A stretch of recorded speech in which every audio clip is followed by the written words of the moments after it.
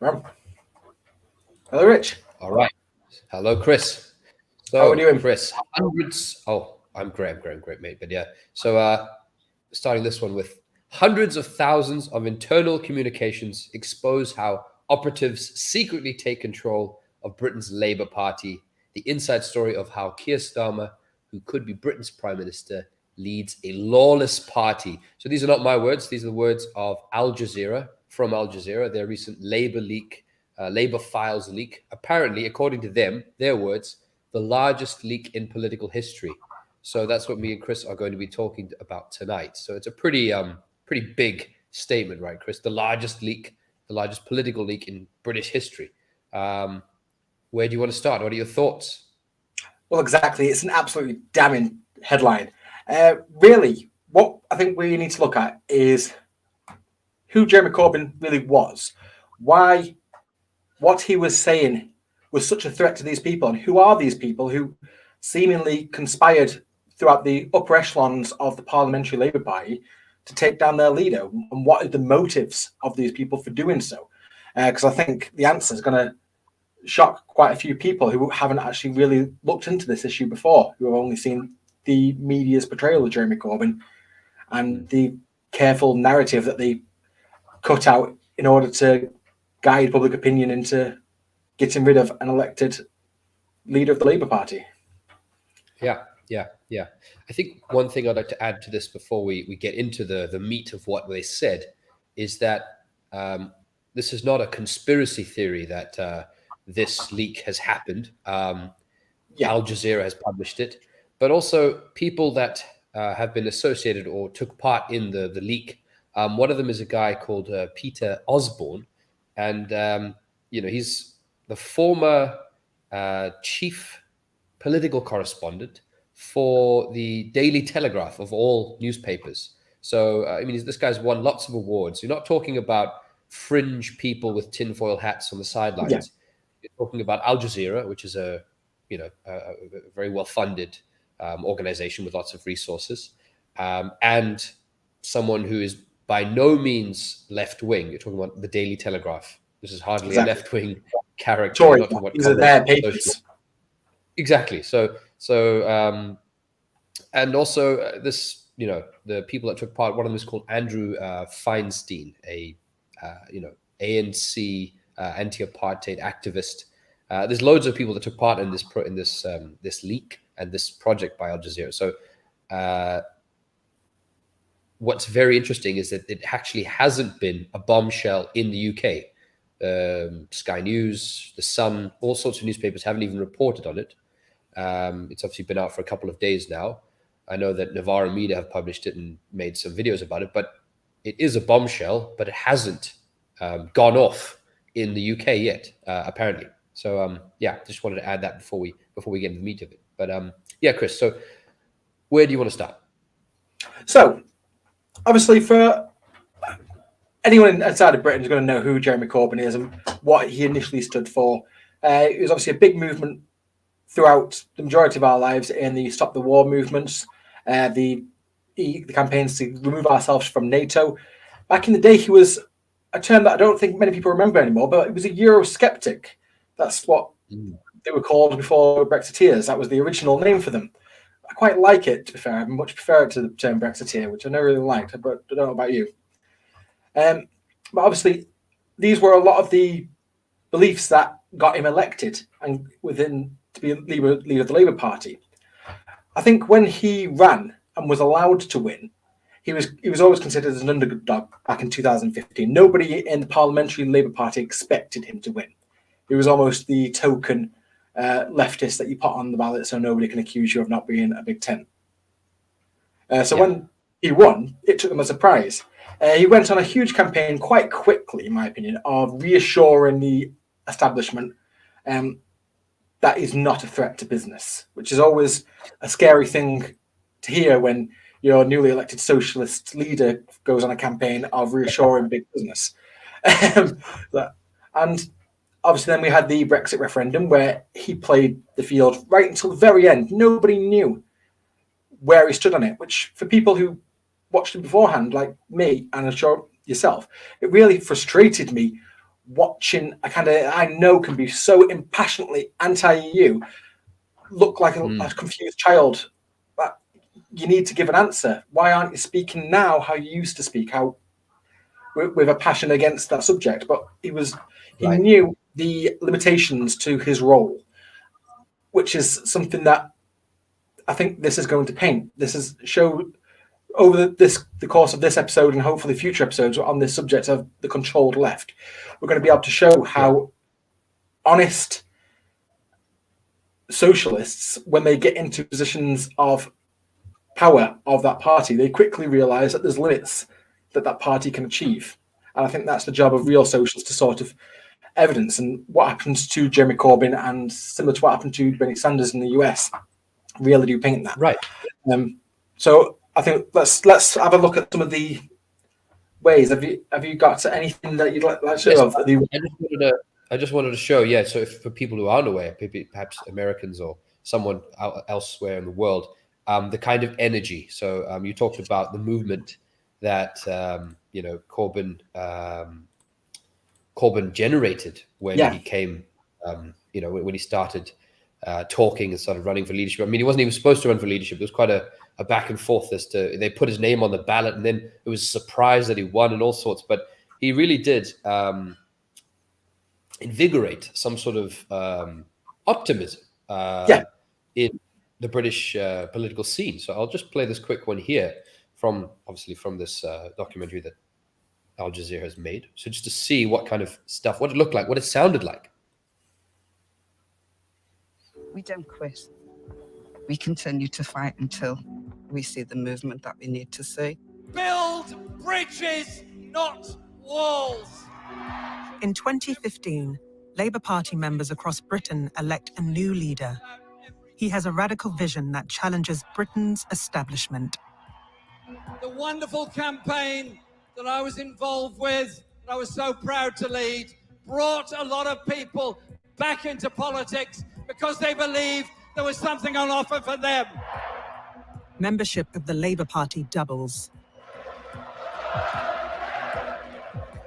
The files tell the story of...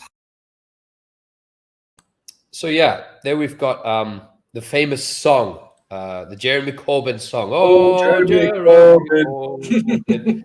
So he really did. I mean, back then, invigorate this energy, regardless of, we'll obviously get into what the Labour Party actually is. And if you look at the history, it doesn't actually, we shouldn't be that surprised. But at least in that moment, a lot of young people, millennials, whatever you want to call them, really thought, oh, this is going to happen. This is going to change. We've got an alternative, a man talking about nationalization, a man talking about justice and looking out for the many, not for the few, and all that kind of stuff. All these ideas that they keep trying to tell us are dead and that there's no appetite for in the public mind. Right. And they keep getting proved wrong over and over again. Right. So I mean, the first thing, I think you've shared some stuff here, Chris, with where we're going to go with this. So let's go for your first link here, which is from Rica Bird's disciplinary, if I'm not mistaken. So this is... So in this, go ahead. So yes, this is part of the Aljazeera leaks. I just thought this was a quick fire, great example of it references back to the Panorama documentary that they did about Jeremy Corbyn and the Labour Party a couple of years ago when he was still in power. Of part of this Mayo campaign, is he anti-Semitic? So this is a video that they showed in the documentary that as proof that his followers were portraying anti-Semitism on tape, allegedly. But then when the tape actually came out, it sort of shows the complete opposite. So let's just pull that first one up if you don't mind. Yeah, sure. We'll play that.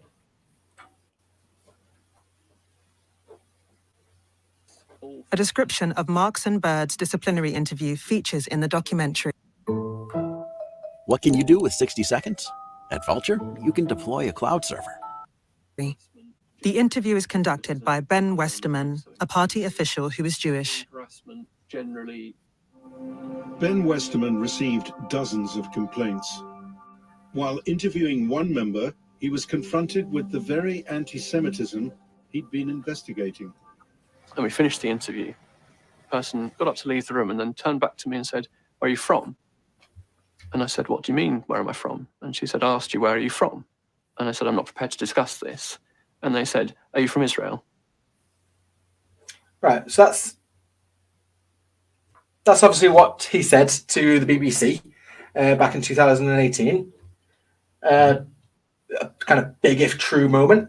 So let's see the second one and see what was actually said, because luckily she recorded it. And he's an idiot for not realizing that she was recording it.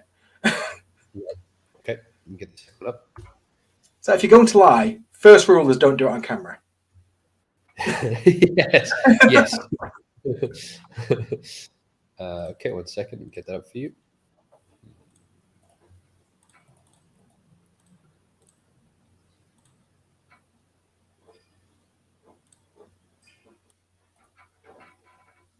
Party very long, and I've certainly never been to anything like this informal interview before. And so I'm just curious about, like, what branch are you in? I don't think that's relevant. Okay. So that's very different. It's a very different question. Yeah. Right. But just to give context, so if someone doesn't know, this was the real heart of the stuff that undermined Corbyn. So Corbyn had all this optimism, had all these people supporting him, and then had the media as well as enemies within the party bringing up this anti-Semitism claim that he was anti-Semitic and he was allowing anti-Semitism to ferment within the party. And this was one of those claims. The stuff that you just heard from this guy. He said that he was asked, "Are you from Israel?" And he was never asked that. He just lied, as you just heard. They have a recording, like you said, Chris. Yeah, if you're going to lie, don't record it. Don't be recorded doing it. So this is one of the first sort of, I don't know, blows that this thing reveals is the extent of some of the lying that was related to this. Pretty condemning stuff, and again, very stupid to lie. Like that. And what I find interesting, so obviously the Labour Party, the Parliamentary Labour Party, which for people who don't realise is a very different beast to the Labour Party. The Labour Party is generally quite progressive. These are the members who aren't in office. The actual Parliamentary Labour Party is the establishment, is the epitome of the establishment, and its job is to control its members. This is that phrasing of the controlled left, or the Labour, what would Marx would have called the Labour aristocracy. The people whose jobs it is to gather the socialists, but never let them enact socialist principles. As somebody would call the Labour Party isn't a socialist party, it's a party with socialists in it. And I think a lot of this portrays that accusation, really. Yeah. You've got another link here for Russian hat. I don't know if you want to go through all these first, or you want to move on. So what I want to sort of just point out that, in contrary to this highly organised attack by the Parliamentary Labour Party and the sections of the sort of established trusted media, there was the stupid side of it all as well. So first off here, so just show you one of the stupider accusations just made to just sort of chip away at the public's belief of Corbyn. This one here. 1 second. Here's it. I've had to find this one on Twitter because the Telegraph seems to have removed the original article.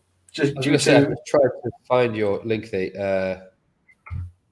The BBC link does not seem to be opening for me. I don't know why. The one below the Twitter one. Okay, the Twitter one. Yeah, we'll go for that. Okay. Yeah. So yes, I mean, so I guess the point here is that, as the Aljazeera leaks show, and also as we are going to show you now, the media very much jumped in on the bandwagon of demonizing Corbyn for whatever reason. Yes. Anything. Yeah.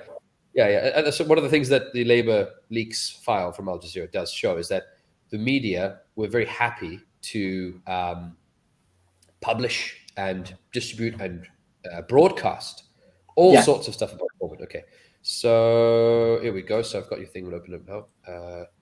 So what is this, Chris? Just give us a background here. So this was originally an article written by the Telegraph, about absolutely nothing. About the fact Jeremy Corbyn's taking a car rather than a bike, but it's the wording of his bike. So let's scroll down a bit. So obviously I've had to pull it off Twitter because the Telegraph. That's fine. That's fine. So yeah, I'll read it for people that are listening. Yeah. Okay, so this is a tweet of what the Times wrote at the time. So the Times wrote an article here. It says the new Labour leader treated himself to a black cab at his home yesterday, abandoning the Chairman Mao style bicycle his neighbors always see him riding, etc., etc., etc. The point is, a Chairman Mao style bicycle, also known as a bicycle. Like there's nothing weird about his bicycle. It's a normal bicycle. It's not like he's riding an old, 1970s Chinese style bicycle. It's just a normal bicycle. You know what? I can't even really think of any photos of Mao on a bike. I'm sure someone's going to point out there's loads, but I can't. Actually, that's a good point. I don't know if it's that common to find a picture of Mao on a bike himself. So yeah. So I've got I thought it was quite interesting just to sort of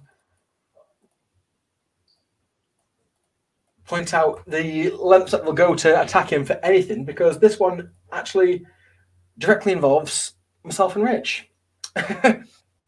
Okay, so we're going for the army coup, yeah? Sorry, wrong one. Daily Mail, the bottom one highlighted. Mail, okay. So some more news regarding Corbyn that is unfair and perhaps untrue. Fake news, perhaps. Let's take a look.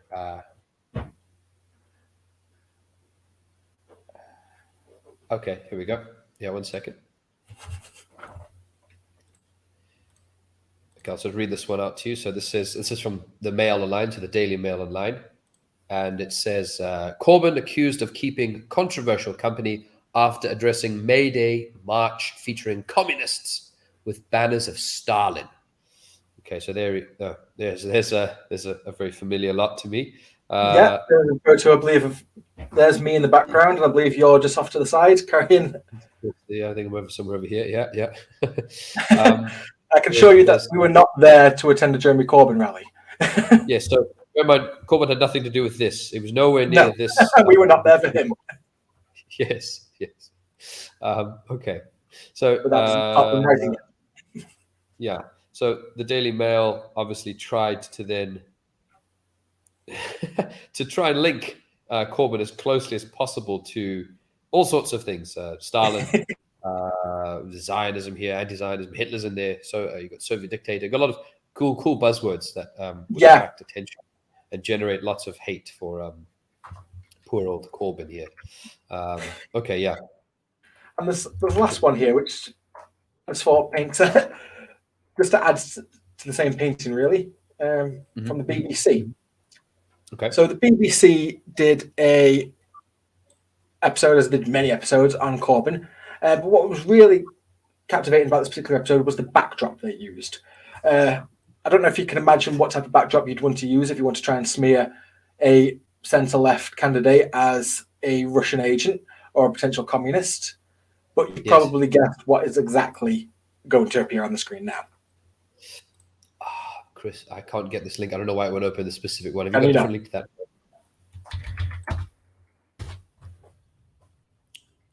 So obviously the point, while you get that one up, Chris, I guess the point we're making here is that there is no surprise, or it's quite easy to find additional information which shows the lengths at which the media will and did go to demonizing Corbyn back then and still now. So there wouldn't be too surprised on that front from the media in terms of demonizing Corbyn. Okay, here we go. Let's try this one here.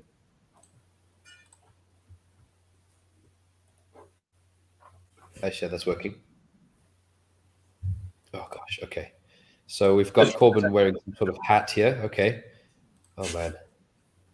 So BBC rejects complaints over Jeremy Corbyn's Russian hat. Okay, so the BBC says Newsnight didn't alter the Labour leader's hat to make him look more Russian. Okay. We just put Pop around it and put him in front of the Kremlin. So this is hilarious. So the BBC, which was heavily implicated and criticized in the Labour leaks thing from Aljazeera, here is rejecting that they tried to make him look more Russian. If you can't see the image and you're listening to this, there's a picture of Corbyn wearing, it looks some sort of like a black sort of small I think it was just a Greek sailor's cap, but they've just blackened it so it looks like Brezhnev. Yes, yeah. So it's actually, yeah. So they've certainly blackened out the hat, but that's not the part that's the problem, really, is it? I mean, they're having a debate on the anti-pop and the Russian landscape. Right. So there's, St. Basil's Cathedral, the onion-shaped building that you all know of when you think of Moscow. That's there with rays of red Soviet light coming out from Corbyn, and then the Kremlin itself on the other side. So yes. They definitely didn't try and make him look more Russian. Yes. Yeah. They literally asked the designer to say, "Here's a picture of Corbyn, make it look Soviety." Yes, that looks like that to me. I mean, there's no accident. There's no accident. Right. Yeah. So it really just to sort of show, like, these are little things. Like, none of these are the big bombshell that goes, "Oh my God, Corbyn's a communist." Or it's just when you're bombarded by these little tabloid-esque articles all day and the meme of Corbyn anti-Semitism, to the fact that some people don't know what's true or not. Yeah. Like, if you live up north, like in the UK, the Jewish community is such a tiny population of the UK. Anyway, especially when you go up north, the majority of people in a small town would have probably never even seen out and out sort of traditional dressed Jews out in the street like you would down south or in London or in Manchester. It just doesn't really happen up here. So for them, and the fact that even they're sort of dragged into it, and like, is Jeremy Corbyn an anti-Semitism? Like, they didn't really even realise that was still an issue in UK society at all up here. It was such a overblown sort of thing in that respect. But of course, it was the media were doing it because of its connection to Zionism, because of the pressure that they were getting from the Israeli embassy and the Israeli lobby in general, which is something that we're going to have a look at more at shortly. Yeah. I think that's a good point, Chris, because I mean, it was strange to have something which anti-Semitism in a country like the UK, where you have a very large Muslim population, a large black population, a large Asian population. So other forms of discrimination were certainly more talked about before this. So if you take the clock back 10 years ago, I don't know how many conversations about anti-Semitism there were. If you go maybe 20 years ago, it's probably even less. Before, before the 20th century, late 20th century, I mean, anti-Semitism is probably not the most talked about and most common form of discrimination. Obviously, it is a very form of discrimination that's very important. Yeah, and we should definitely fight it. But like you said, to have that on the paper every day was certainly a bit more unusual than something odd about it, right? So but there's obviously a reason for that. As this leak shows, is that there was a relationship with the media. The media is very happy to publish all of this stuff, and you have the lobby. You have, obviously, of course, within the Labour Party, the Jewish. There's two factions, right? So actually, we're getting ahead of ourselves, aren't we? So, do you want to go through how the episodes are actually broadcasted, and then we can actually take apart what was said in each of them? I've not really sort of kept notes, but I think you're much more sort of narrative than I am. I'm not very good at keeping these notes. Okay. Well, okay, let's start with the top one then. So, the crisis. So we're starting with Al Jazeera, the first documentary, The Crisis. Each of these is about an hour and a half long. So the first one is where you see this conversation about what branch are you from? The video that you've already shown, where one of the Labour activists, pro-Corbyn activists, asks an anti-Corbynist, let's call them that, which branch are you from?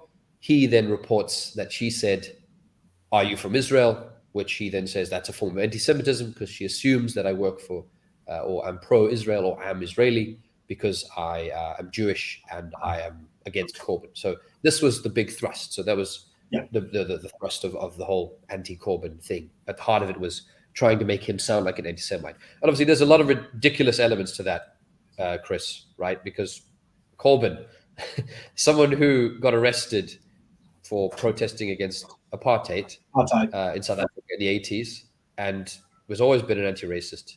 That's why that was ridiculous, this idea, right? I think that's a lot of what the Israeli lobby's main goal was to make the media and the average Joe not know the difference of Judaism and Zionism. And that's been one of their driving goals for a long time. That's their strategy, and it worked to the point where most people don't know what Zionism is, or even worse, think that Zionism as a political ideology came from the Jewish religion, which in itself is a factually incorrect basis. I don't want to turn this into anything to do with theology, but obviously the Torah sort of is anti-state in that sort of regard, especially anti-Jewish state. Yeah. No, and even within the Labour Party, there is a huge there's a division in the Jewish community over the position and stance towards Israel. So JVL, Jewish Voice for Labour, is the pro-Corbyn and anti-state of Israel faction, basically. So it's definitely not a homogenous idea that amongst Jewish people that Israel represents them and is their only home. Some would argue that actually is in itself an anti-Semitic idea, that Jews only belong in Israel. I disagree. Something that I pointed out before, that the two Netanyahu, who that was one of his main statements that he made, that Jews belong out of Europe. And I pointed out, well, that sounds very similar to what Hitler said, saying that Jews had no place in Europe. Like the Israeli government are now saying the exact same thing. I think actually Macron was very angry with Netanyahu a few years ago when there was a massacre of innocent Jewish people in, I think, Paris. And it was a synagogue, right? And Netanyahu said, "Oh, you're safe with us. Come home." And Macron said, "No, these people are welcome here. Jews can live in France, and Jews are welcome in France, and Jews, this is their home. You don't have a monopoly on Jewish people." It's like poaching citizens. Yeah. And there's also something fundamentally wrong with that idea that their home is theirs. Something that the right wing would happily lap up. It's equating religion with nationality. Which is dangerous in itself, but obviously that's what the Israeli lobby do. And that's what Corbyn was, I thought, always very careful to try and expose, right until the point where he became leader, when he became weak on the issue. Towards the end of his premiership, he actually apologized for calling either someone or something Zionist. And he apologized for using that term. And when he apologized, I thought, well, you've just apologized for using the correct term. And now you've made it harder for everybody. Because we use it correctly, and they say, oh, you're saying it, you're wrong to say that. Even Jeremy Corbyn apologized for it. It weakens weakens the movement as a whole. Right. I just want to actually say, but now we're on this point of the sort of right-wing nature of Zionism. In this documentary, they show you a very clear link that a lot of the Zionists are happy to have. So in this first episode, they show, so I'm going to put up now, the Jewish Voice for Labour and other activists who are anti-Corbyn and pro-Israel and are part of the Labour Party or associated with the Labour Party go to EDL rallies and are seen going to rallies. So sorry, an advert is going to play, so we have to break through that 1 second. Let's take a look at this one. Tia laser của Dyson trên máy V15 giúp phát hiện bụi ẩn trên các bề mặt khác nhau. Jonathan Hoffman is a former vice chair of the Zionist Federation. He will play an important role in the campaign against Corbyn. With him is Damon Lenzner, another pro-Israel activist. Following this incident, both men are convicted of aggressive bullying behavior. The aim is to provoke, to heckle, and in Jonathan Hoffman's case, it's usually to disrupt. ISM, PSC, want to kill Jews like me. The I-Unit has discovered links between Hoffman and a far-right organisation.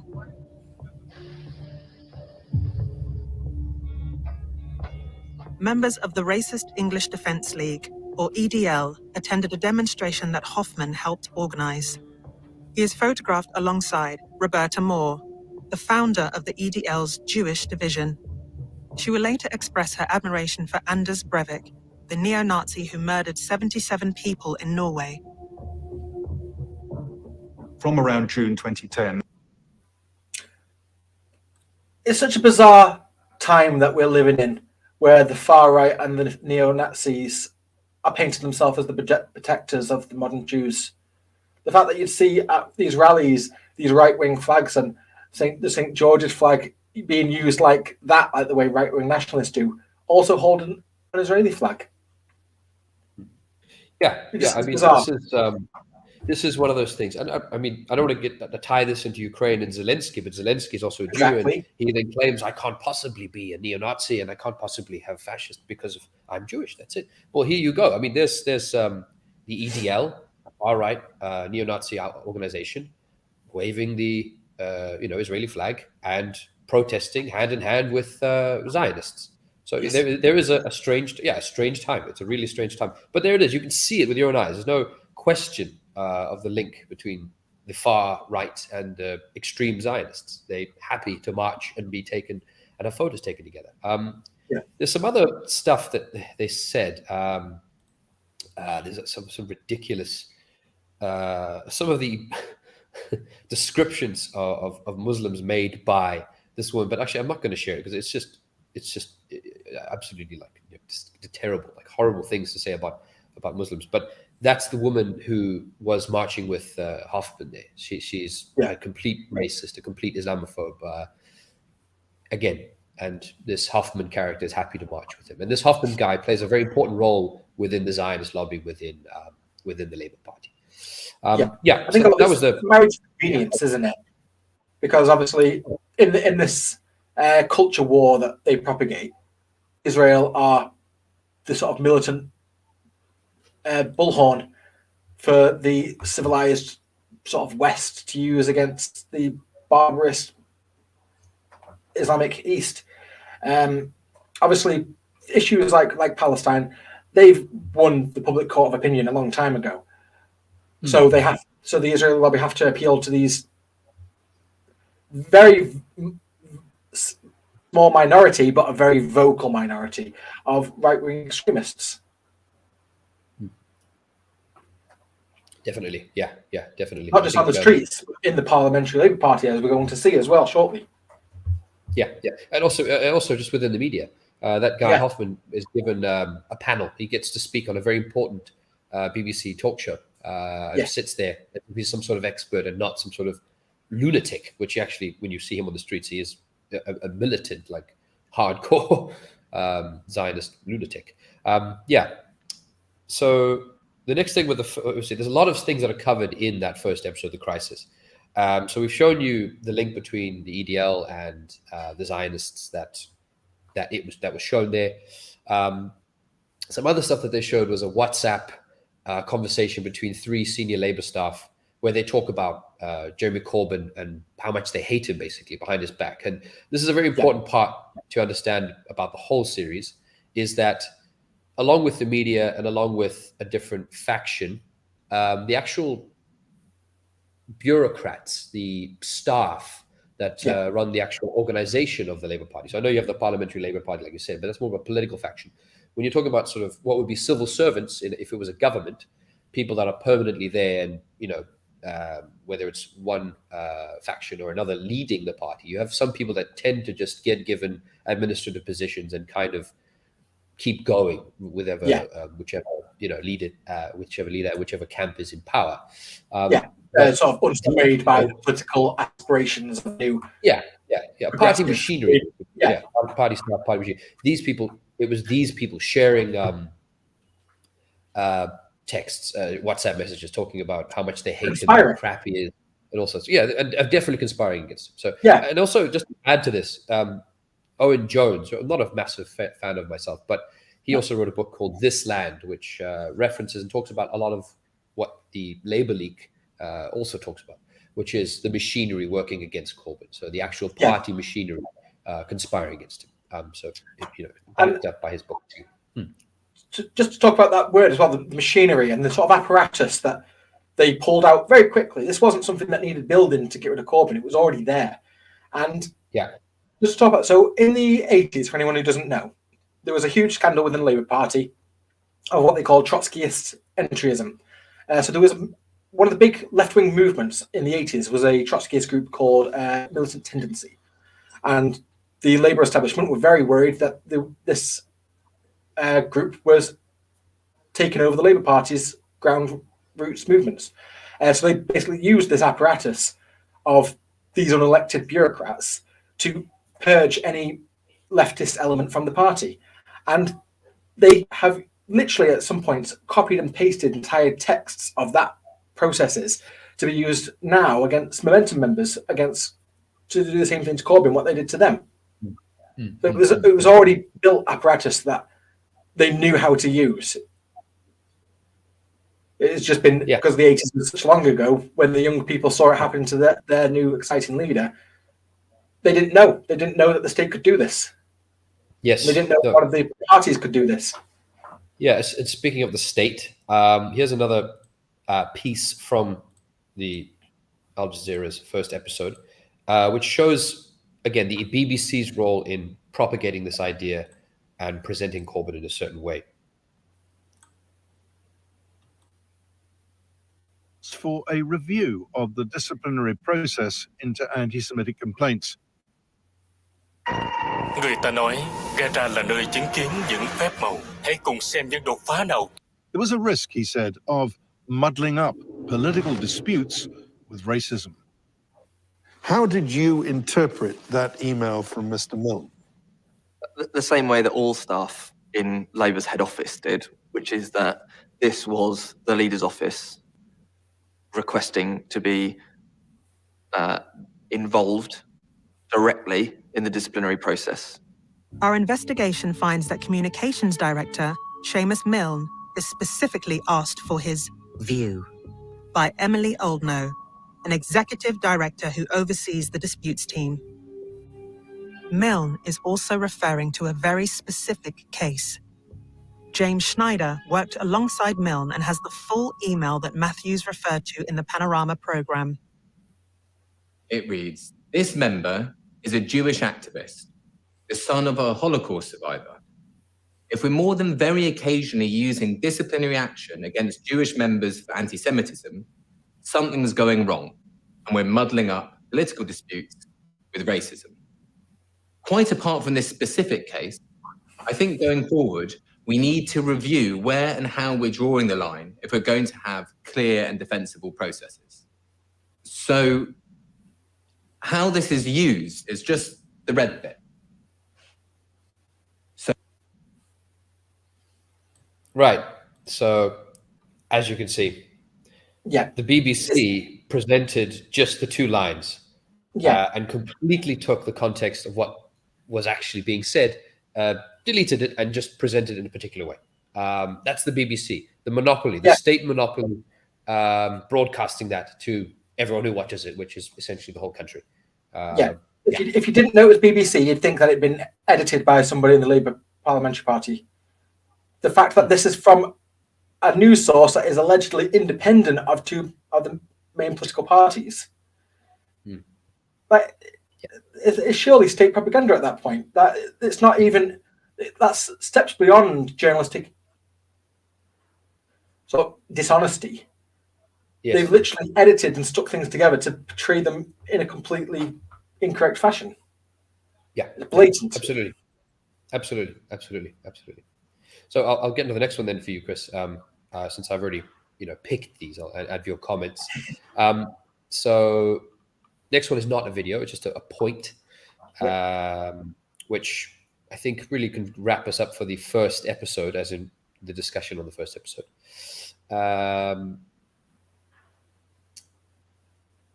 This other thing is the National Executive Committee of the Labour Party does then adopt a new definition of anti-Semitism, which matches with the IHRA definition of anti-Semitism. And there was a lot of resistance in the party to this definition, because this definition says that criticism of Israel is anti-Semitic, which then makes Palestinians and Palestinian activists trying to fight for the rights of Palestinians, the right to return and the right for their own state, and them criticizing that state of Israel, which does what it does to Palestinians. It makes their criticisms open to just be called anti-Semitism. So the party does adopt that definition, and then de facto, Corbyn is a pro-Palestinian leader. He now has to try and tread this line where he can't criticize Israel. What are your thoughts on that one, Chris? Yeah, so when you actually look through each point of this official definition that Labour have now, Corbyn did end up adopting this eventually, didn't under much pressure. And again, I think by doing so, it did more harm than good. It hurt us all. I'm an anti-Semite by this definition on quite a few different points. It's almost, if you care about the sort of Palestinian struggle, it's impossible to not be an anti-Semite by this definition. The last point here I just thought was interesting because I feel Israel is guilty of this. Holding Jews collectively responsible for the actions of the state of Israel. How are you not guilty of that if you class yourself as the Jewish state, the home of all Jews? This is literally what Netanyahu would say to people by saying, Jews belong here, all Jews are citizens of Israel.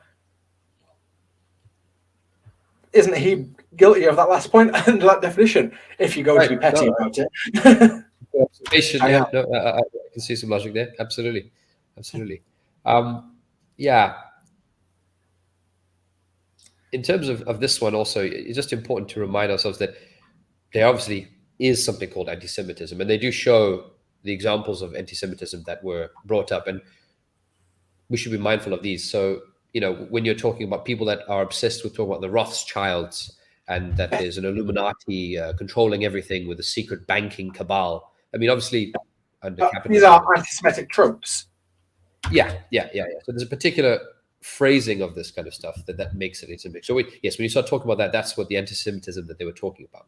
That there's a cabal of bankers, conspiring, the Illuminati and the Rothschilds and this kind of stuff is the anti-Semitism that they were usually trying to target. That the Jews control everything, that the Jews control media. This was the anti-Semitism that is a real anti-Semitic thing, and that's where the issue. So there were, of course, we have to mention this, that there were and probably still is an issue with anti-Semitism in the party, but it was not Corbyn on a bigger scale than under any other party. Well, and particularly that Corbyn was not doing it. Corbyn was driving. So this leak does show that Corbyn actually accelerated investigations. The accusation made against him was that he was slowing them down and then trying to brush them under the carpet for his personal friends, which is not true, actually. No. In the leaks, they show that, in fact, he accelerated them because he wanted them to be, because they thought they were important. They needed to be dealt with quickly and sharply, and not rushed, but actually brought to the front because they were a priority, and by no means brushing them under the rug. So that was quite an important point to make for the first episode. So on the second one is called the Purge. I'm going to just jump ahead to what's called the chicken coup. Okay, so this is a very interesting one, the chicken coup. Give me 1 second. So I think this sort of subject, this segment is quite interesting because it just shows it's another example of this centralized group of bureaucrats, how they managed to exercise their power on smaller on particular branches. How when you've got or you've got supporting you as the MP, but all the local members disagree. How do you deal with that in a way that makes you look like the majority opinion? And this sort of shows that how they did it.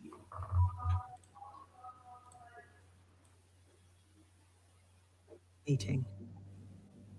Our MP, Angela Eagle, had been very supportive of Jeremy in the meetings where she would come along to constituency meetings and give a report about what had been going on. According to Runswick, the meeting ends without incident. A week later, a prominent opponent to Corbyn claims that Eagle, who is openly lesbian, is the victim of abuse. I got a phone call saying that there was a television programme where Tessa Jowell was saying that Angela had been subject to homophobic abuse at the meeting. I mean, I talked to Angela about her meeting. She faced homophobic abuse at that meeting. Angela wasn't at the meeting, but the inference was that she was. She wasn't.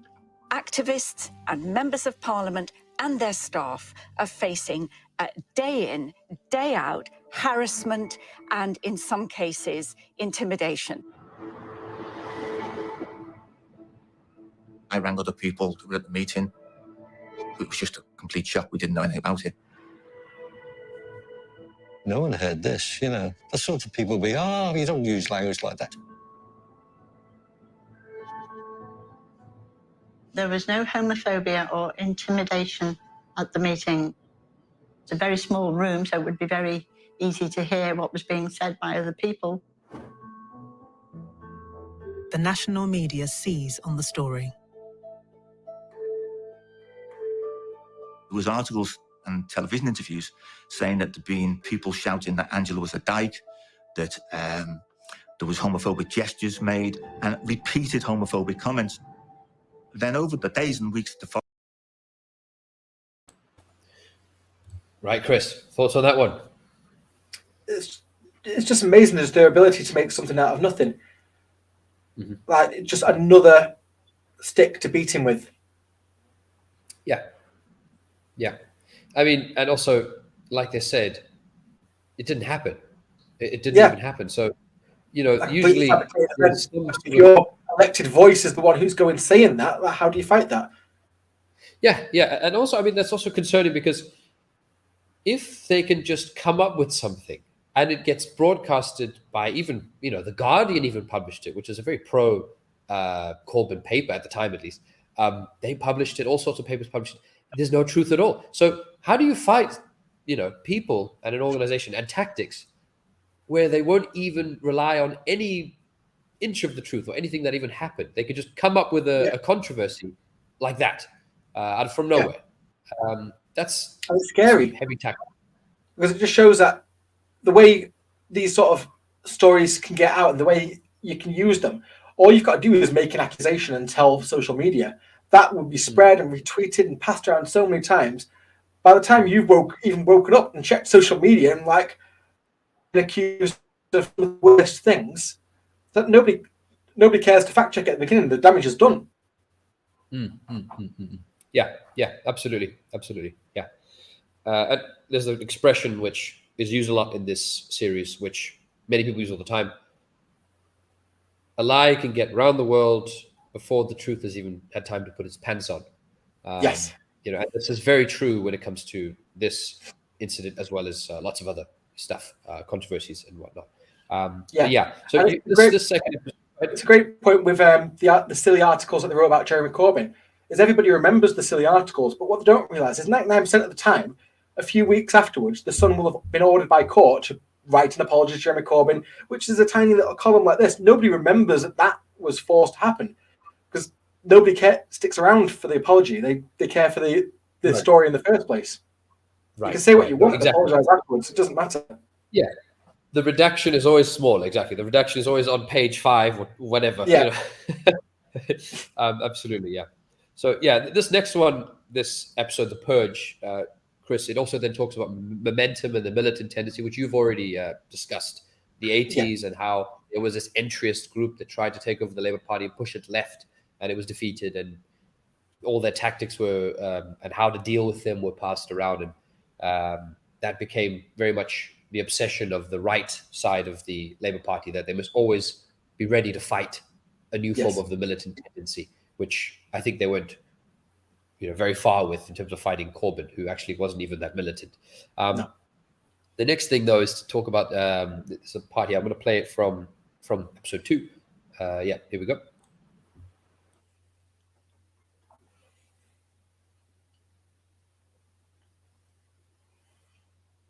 Party members are suspended for homophobic behaviour.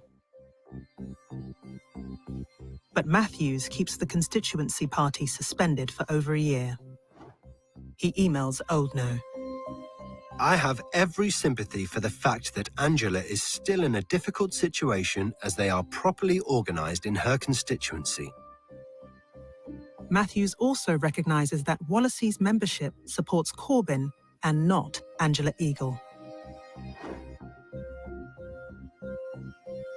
My worry is that based on track record, no matter how much time we give Angela to organise, so little work will go into it that we'll end up getting asked to extend it further and further.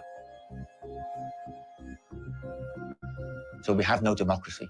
If you have an inner core of 6, 8 or 10 people nationally with their tentacles spreading out to the various regions, saying who can be a candidate, saying who can be a member, then you control the body politic of one of the major parties in this country. And I find that is undemocratic. Basically, it's a coup by a group of people to take over one of the major political parties in Britain.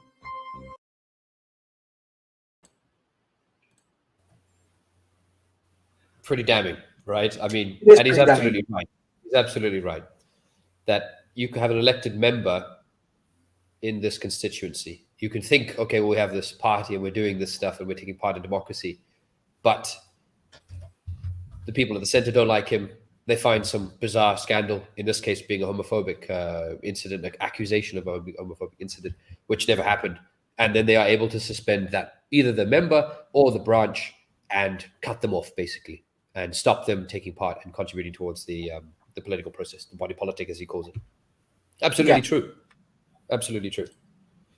Yeah, it's absolutely amazing. Sometimes I find it interesting just to watch the people saying it and watch them come to that realization of the organization that they're actually in. It reminds me of the Rosa Luxemburg quote saying, "Those who don't move don't feel the chains." When they've been in this party that they've never questioned before, they've always just blindly assumed that this is the the political wing of the Labour movement and we're a socialist movement, and believed what the party slogan was. But then as soon as Progressive comes along, that think, oh, we're a left-wing party, everyone will love this. And so why is the party itself trying to stop it? And for people who have never been part of the Labour Party, who have always saw the party as that, it's quite refreshing just to watch them. You've just figured it out live on TV. Well, well done. yeah. I mean, I don't want to be too harsh to these guys, sort of like yesterday going like, "We told you so." We told you so. But they are sadly. It's good for us to see and relearn this lesson and have fresh examples, because obviously it can seem a bit like boilerplate when people that critique the Labour Party go, well, if you read back to 1927 and if you look at Clement Attlee, and all those things are true and all things are correct, Clement Attlee defending imperialism and the Malaya emergency and the plays the role that it does, those things are all true, but they can feel like boilerplate if we keep saying them for decades, which they will continue to be in, but have also been, and it does a bit repetitive. So yes, this is a nice fresh example of showing what this really is. So the next piece is a similar vein, but it's so much actually more important. So this is talking about the Brighton conference. So that constituency there that you just saw, where they accused the member of homophobia and then kicked them out, that was in Liverpool. So a similar thing, actually worse thing, happens in Brighton, and I will play that now.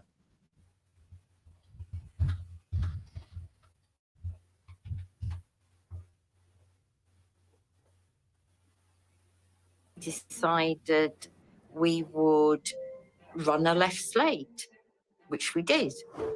We went into that meeting open, honest, transparent, to make speeches, and when we were elected, we were very pleased. We all had 65% of the vote. 2 in 3 people attending it, a record turnout, a record majority, had won. Fantastic. But actually, in retrospect, we went into that meeting like lambs to the slaughter. We had no idea of the level of corruption and conspiracy and lies and abuse that would follow as a consequence of a democratic election within Brighton. Then I got a call about 10:30, I think, that night. I was just outside the theatre. It was a call from someone in Jeremy Corbyn's office, someone I knew. And she said, I thought she was ringing to congratulate me, as I got text and phone calls. But no, she rang me and said, yes, we've got to do something about the spitting. We've got to be able to rebut the spitting. I said, what? What spitting? The following day, Morgan sends a complaint to Labour's regional office. Venue staff were allegedly spat at. Others were verbally intimidated. Our organiser was assaulted and abused. I've no hesitation in saying that this is a hostile takeover of the party. These fake accusations were shooting around the world before truth gets its boots on. It took me 48 hours to piece together what anybody could have pieced together. And that is, lies had been told. They'd been told repeatedly. Over 2 or 3 days with repeated opportunities, they lied. They lied, lied, and lied again. I took 78 statements, 23,000 words, named people who attended, and every single person said there was nothing wrong. When I got the CCTV footage proving there was no spitting, the allegations disappeared.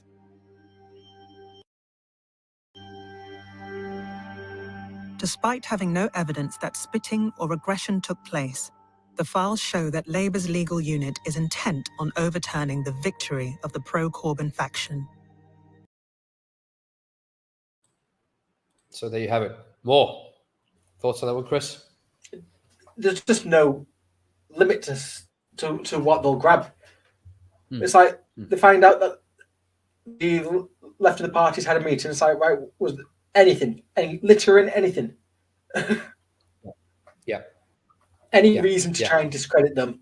Grab the smallest thing. It's amazing the lengths that they'll go to, and it just became so normalized. Most people, like what they did to individual members, the way they got rid of them, this wholesale purge of the left in such a scary but obvious way for people who aren't paying attention, just see Starmer, don't know about the inner politics of the Labour Party and where Starmer sort of sits in relation to the progressives. They don't realise that earlier on where you said that we're not tinfoil hats, this isn't a conspiracy theory, and this is conspiracy non-fiction. This is how it actually happens when you've got these small minority of bureaucrats who are really like exposed now, but plotting and scheming behind the scenes. This is real life conspiracy, the definition of it. Yeah, absolutely. And this is not a small branch. You're talking about Brighton. It's one of the big, Labour often has their conference there. This is not a sort of town in the middle of nowhere. You're talking about a big town, a very important political town that has a sway in national politics. Yeah. It's lots of students and whatnot. But yeah, so they're doing it right there in the open on a very important piece of political ground. And again, yes, coming up, they were spitting. What? No, it was rubbish. And still, the party's still there. The legal team pursues to overturn the result. Yeah. An important thing to also say is that not only a purge of Jeremy Corbyn and left-wing candidates and supporters and people in the party, also of just Muslim woman in the party, and then in this documentary, she was also purged specifically because of her Palestinian stance. She may not have had left-wing politics and whatnot. That was just enough that it was a very important issue for them to kick her out because of that. So not just left-wing candidates, not just left-wing and Jeremy Corbyn supporters. Yeah, and sometimes some of the expulsions don't even make sense. Like the amount of Jewish activists who are Jews were kicked out of the Labour Party on grounds of anti-Semitism because the disciplinary rule was just being read in black and white, even when it was pointed out that it doesn't really make any sense when we're doing this. People like Jackie Walker, who was high up in Momentum, Corbyn's sort of support group. Yeah, she was kicked out of the party for anti-Semitism. She's a black Jewish woman. Yeah. It doesn't make sense at Absolutely. all. Absolutely. And then it felt Yeah, like Corbyn, they just went mad with it. As soon as they kicked, now obviously they've kicked out Corbyn from the party under Starmer. Yes.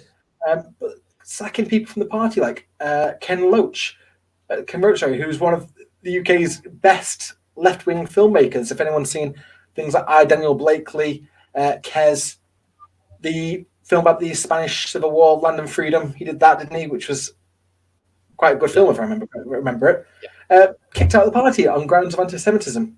It was just a wholesale purge over the past 2 years, really, under Starmer. Absolutely. Yeah. Of course, the reasoning of it as well, the reasoning behind it is because they're portraying him as that safe set of centralist hands that isn't going to do what Corbyn did, or he's being groomed as the new sort of Tony Blair, very business friendly, safe set of hands for sort of British imperialism to carry on. He's not going to threaten anything. He's not going to support these striking workers. He's not even going to commit to nationalisation of industry. Yeah, I mean, obviously that's the economic side of it. Yes, the business interests that would rather have Keir Starmer than Jeremy Corbyn. That's the other side to it too. That there's obviously different factions on the right who hate Corbyn for different reasons and push him out for different reasons. And then that also where the media comes in. There's elements of the media which don't really care about the Israeli stuff or the Palestinian stuff. They care more about, like you said, the economics, the nationalization, pushing unions and trying to advance the cause of unions and pay. Of course, that's where those tabloid stories come into it, because if you don't like him because of the Zionist stuff, or you don't like him because of the socialist, take your pick. They give you, the new media will give you so many options. Like, he's uptight because he makes his own jam. And my mum doesn't like him, and she can't give me a straight answer why she doesn't like him. Just something about him, and that's what they've done. A smear campaign, a smear campaign with very well formed smear campaign with different elements and different facets. Absolutely. So before we jump on, so I've got another bit here just to talk about, obviously, how the media normalised this level of anything goes when it comes to Corbyn. There's an article here. I'm just going. So there's an article here from a quote from a British Army general. And when I read this, I thought this is going to be massive. The fact that this has been said by a general of the UK.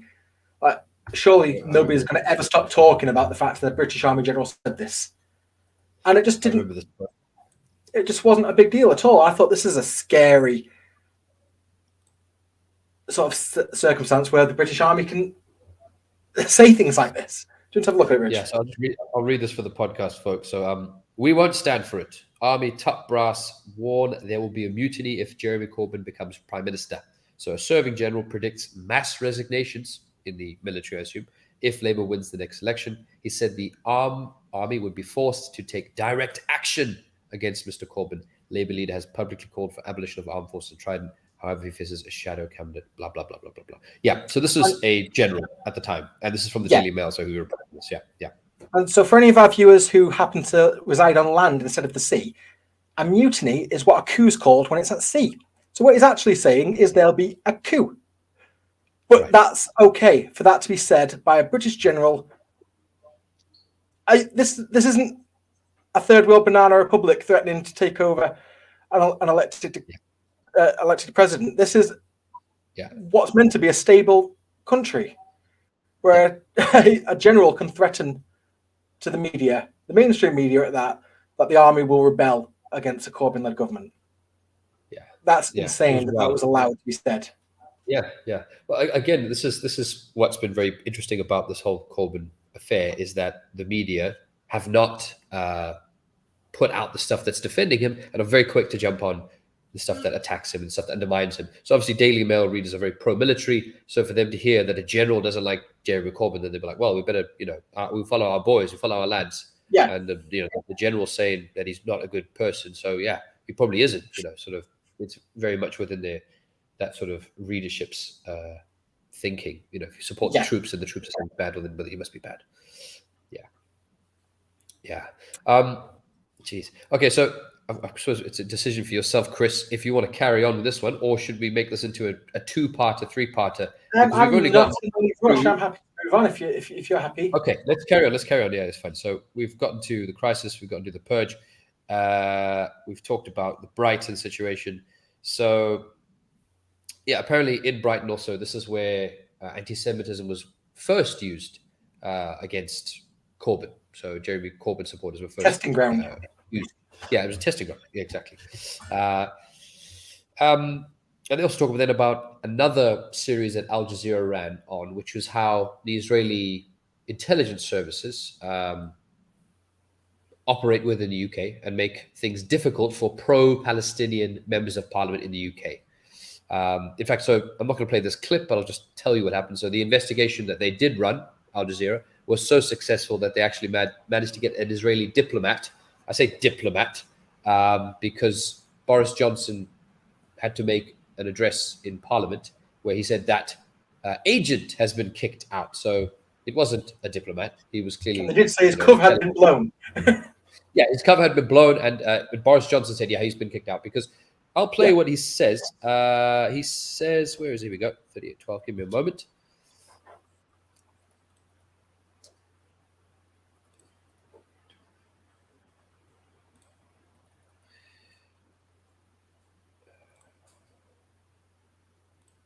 One second.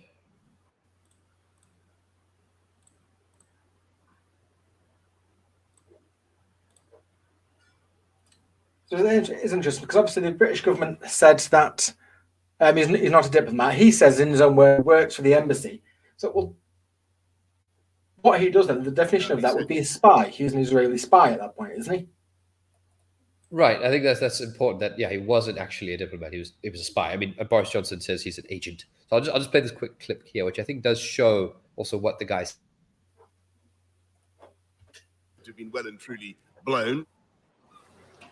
The undercover operation also shows how a former employee at the Israeli embassy becomes leader of the Jewish labor movement. Hi guys, so I've been introduced. I'm Ella. I am JLM's barbecuer in chief and new director. You should probably hire someone political who actually knows, what they're doing. Before that, I was at the embassy working with Shai. I don't know where they belong. Shai is the name of the disgraced Israeli operative. Ella Rose discusses methods she favours to deal with rivals within the party. Jackie Walker is a pro-Corbyn activist who supports civil rights for Palestinians.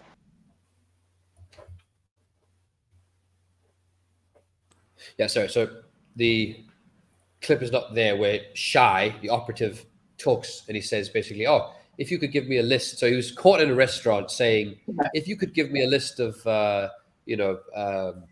pro-Palestinian members of parliament and I can tell you which ones you need to get rid of and something to that effect, where he basically said, give me a list and I'll give you a list and we can talk about who to get rid of and who we should be dealing with and who should not be a member of parliament, perhaps.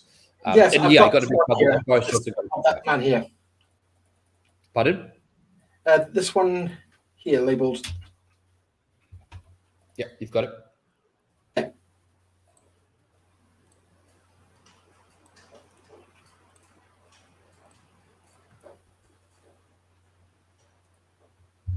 So this is part of that same expose where basically it was an undercover journalist that infiltrated their group, and was this spy, Shai, didn't realise that everything that he was saying was being filmed. Okay, it was pretty damning. Yeah, let's take a look. By now, our undercover reporter had become a trusted confidant of the Israeli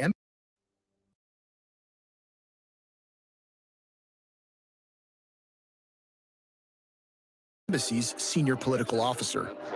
But suddenly, he wants a private word. Yeah, I want to speak with you. We're doing actually over a coffee, but yeah, just let's do it on the way to the event. It appears that something has changed. When I was drunk or whatever, I introduced you like working with young LFI. Actually, it's not an official position yet. Shai had earlier introduced our undercover reporter as the new chairman of the Young LFI. It was an idea. It's an idea that I cannot implement because I am not a young Labour Friends of Israel or young a British guy. It's not relevant to me at all. I am an official. I can give you an idea and I can help you with everything, but I'm not relevant to you at all. Just, you know, I'm a tool for you to help you if you want to do it. Yeah, sure. If you decided to get the idea. So you don't coordinate too much with them, or? I'm coordinating a lot of things with them, but I'm not their boss. My position is that if you need help with, you know, to connect it to the groups, to bring it to the places, I can do that. But you cannot be affiliated with me, and you cannot, like, use me as someone that said something. Sure. Yeah. It's not relevant. I'm not relevant to anything. Can't quote me. In the embassy. Do you want me to carry on, Chris, or is that enough? No, that's it's amazing. Just that was so obviously clandestine. It's amazing. I'm just a mysterious benefactor. I will come. I will teach you how to do it. I will put you in touch with the groups that you should for us be, but don't tell anybody I was here. Yeah, yeah. I mean, yeah. So people always make the joke about diplomats. You're like, oh, you work for the embassy, do you? Oh, yes, you're a diplomat, are you? This was the perfect example of when, you know, someone who says they're a diplomat and is a spy. This is them really showing the spy side and being actually doing quite a bad job about it, because a really amateurish spy. I mean, really shoddy. So you know, if you have an idea, your idea. I can help you came up with it. I just helped you. You came up with the idea.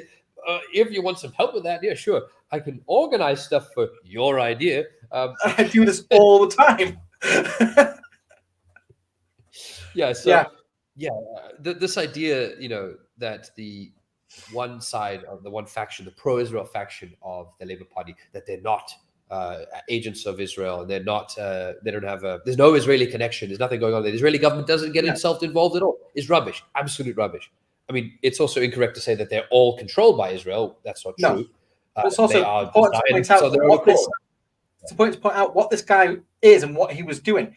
This was basically an established program within the Labour Party of almost like a course. Like they take you on these sort of classes out. They take you to Israel to give you a guided tour to show you exactly. So to mold your opinion. So when you come back, you're now placed in the organisations that they wanted you to be in, being an outspoken vocalist for Labour Friends of Israel, to be propaganda effectively for the Israeli embassy in London. Yeah. Absolutely. Just because he's gone, like Boris Johnson said, that this spy has been caught, he's been booted out, would have been replaced quite quickly.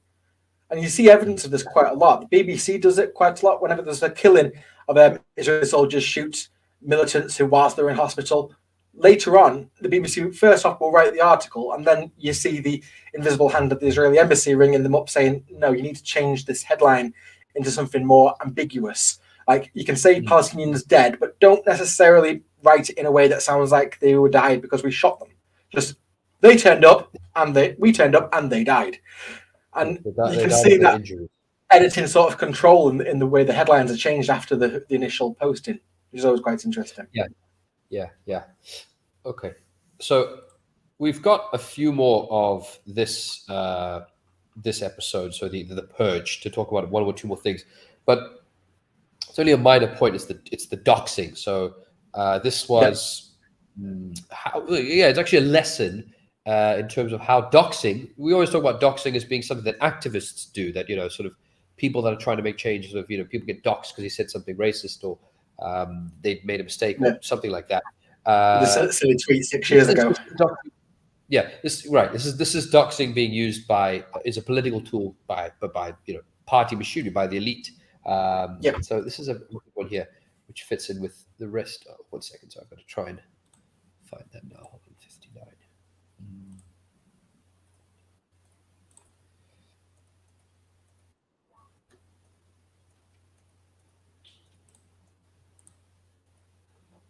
One moment, sorry.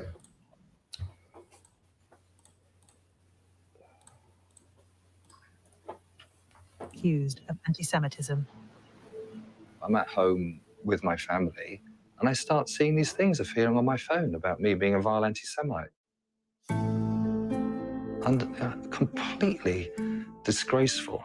And these vile, horrendous allegations are being made against me. I am not an anti-Semite. I absolutely detest that allegation. It is completely and utterly untruthful. I'm an anti-racist. I'm proud to be an anti-racist. Stanger increases the intimidation. My workplace was telephoned by Luke Stanger, and the reception took a message and they said they wanted to speak because there was a dossier on me. And I thought, what the hell is going on here? I didn't respond. My stepdad was the owner of the firm at the time, and he didn't respond either. A few days later, we received another phone call from Jonathan Hoffman. Jonathan Hoffman is a pro-Israel activist and an advisor to the campaigning group Labour Against Anti-Semitism.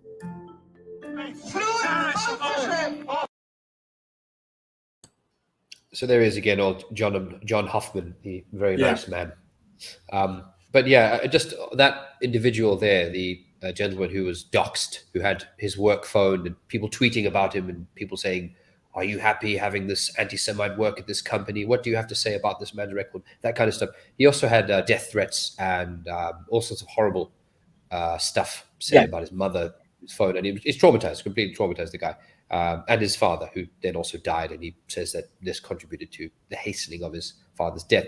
But the lesson here is that doxing and that kind of activity is not just something, it's something that can be used. It's a tool of, people with power. Anyone can actually do that.